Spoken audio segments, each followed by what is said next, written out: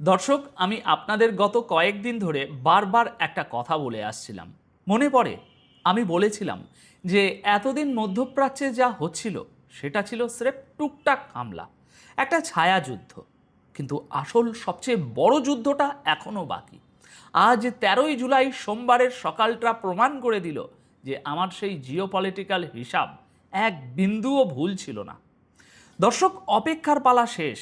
যে মহা বিস্ফোরণ, যে পূর্ণাঙ্গ যুদ্ধের আশঙ্কা পুরো বিশ্ব করছিল, আজ সকালে তার আনুষ্ঠানিক শুরু হয়ে গেল। আর এই যুদ্ধ এখন এমন এক পর্যায়ে পৌঁছেছে যেখান থেকে পেছনে ফেরার আর কোনো রাস্তা কারো কাছেই খোলা নেই। মধ্যপ্রাচ্যের আজকের এই বিশেষ প্রতিবেদনে আমি আপনাদের এমন কিছু খবর আর স্যাটেলাইট প্রমাণ দেখাবো, যা দেখার পর আপনি নিজেই বলবেন আমি ঠিক বলছি কিনা।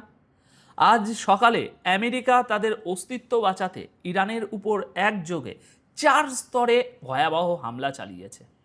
কিন্তু এর জবাবে ইরান যা করেছে তা পেন্টাগনকেও ভাবতে বাধ্য করে দিয়েছে। বাহরাইনে থাকা আমেরিকার সবচেয়ে বড় এয়ারবেসে আজ দাউ দাউ করে আগুন জ্বলছে। জর্ডানে আমেরিকার ফুয়েল ডিপো ছাই হয়ে গেছে। আর হরমুজ প্রণালীর এই যুদ্ধের কারণে বিশ্ববাজারে তেলের দাম এমনভাবে রকেটের গতিতে বাড়তে শুরু করেছে যে আগামী দিনে যে ভয়াবহ মুদ্রাস্ফীতি আসতে চলেছে তার জন্য আমাদেরকে প্রস্তুত এখন থেকেই হতে হবে। আসুন আমাদের আজকের প্রথম খবরের দিকে তাকাই। আজ 13ই জুলাই 2026 সকালের আলো ফুটতে না ফুটতেই আমেরিকা ইরানের উপর একটা বিশাল এবং অভাবনীয় হামলা চালিয়েছে।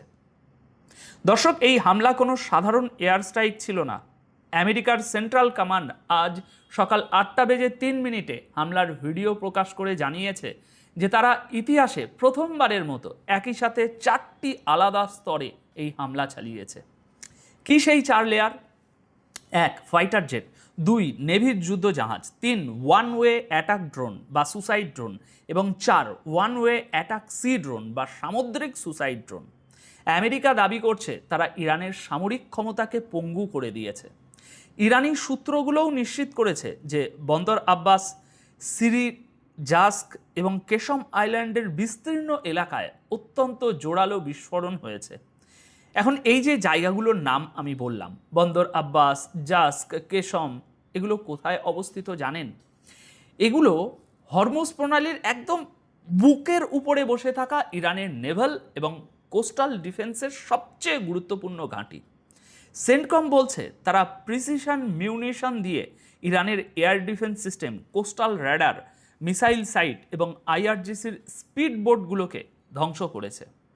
সেন্টকম তাদের সকাল 8:03 বিবৃতিতে আরও বলেছে যে হরমুজ প্রণালী একটি আন্তর্জাতিক জলসীমা, এখানে ইরানের কোনো দখলদারি চলবে না। তারা নাকি যে কোনো মূল্যে বাণিজ্যিক জাহাজ পারাপার নিশ্চিত করবে। কিন্তু আসল ব্যাপারটা হলো দর্শক, আমেরিকা যে লেভেলের মরিয়া ভাব দেখাচ্ছে তাতেই তাদের দুর্বলতা প্রকাশ পাচ্ছে। আমি আপনাদের 2 মাস আগে সেই প্রথম যুদ্ধবিরতির সময়ই বলেছিলাম যে আগামী সংঘাতটা এই হরমুজ প্রণালী নিয়েই হবে, আর আজ সেটাই হচ্ছে। ইরান বলছে হরমুজ বন্ধ, আমেরিকা বলছে হরমুজ খোলা। এই ইগোর লড়াই এখন সরাসরি রণাঙ্গনের রূপ নিয়েছে। এবার আসুন দেখি এই হামলার পর ইরান আমেরিকার কতটা ক্ষতি করেছে। দর্শক, আজ 13ই জুলাই সকালে বাহরাইনে আমেরিকার সবচেয়ে বড় সামরিক ঘাঁটিতে যা ঘটেছে তা গত কয়েক দশকের মধ্যে আমেরিকার জন্য সবচেয়ে বড় লজ্জার ইতিহাস। আজ 13ই জুলাই সকালে ইরানের আইআরজিসি তাদের জবাবি অপারেশনের দ্বিতীয় ধাপে বাহরাইনে অবস্থিত শেখ ইসা এয়ারবেসে এমন একটা ভয়াবহ মিসাইল আর ড্রোন হামলা চালিয়েছে যার ফলে ঘাঁটির উপর এখন কালো ধোঁয়ার বিশাল বিশাল কুণ্ডুলি উঠছে। দর্শক, এই শেখ ইসা এয়ারবেস কোনো সাধারণ জায়গা নয়।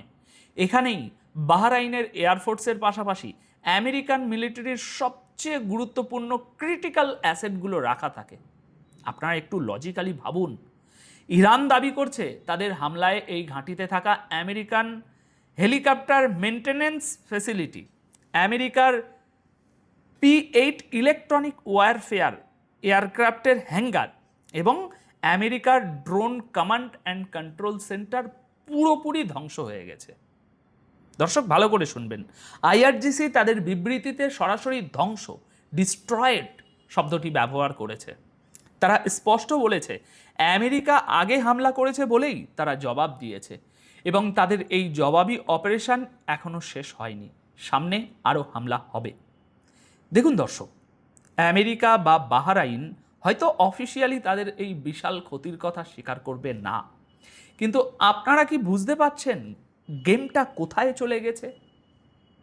আমি আপনাদের গতকালকের ভিডিওতেই বলেছিলাম যে ইরানের ড্রোন উৎপাদন এখন 3 গুণ বেড়ে গেছে। আজ সকালে বাহরাইনে আমেরিকার সেই দামি দামি পেট্রিয়ট এয়ার ডিফেন্স সিস্টেমগুলোকে ধোঁকা দিয়ে ইরানের ড্রোনগুলো ঠিকই কমান্ড সেন্টারে গিয়ে আঘাত এনেছে। আমেরিকা 140টা জায়গায় বোমা মেরেও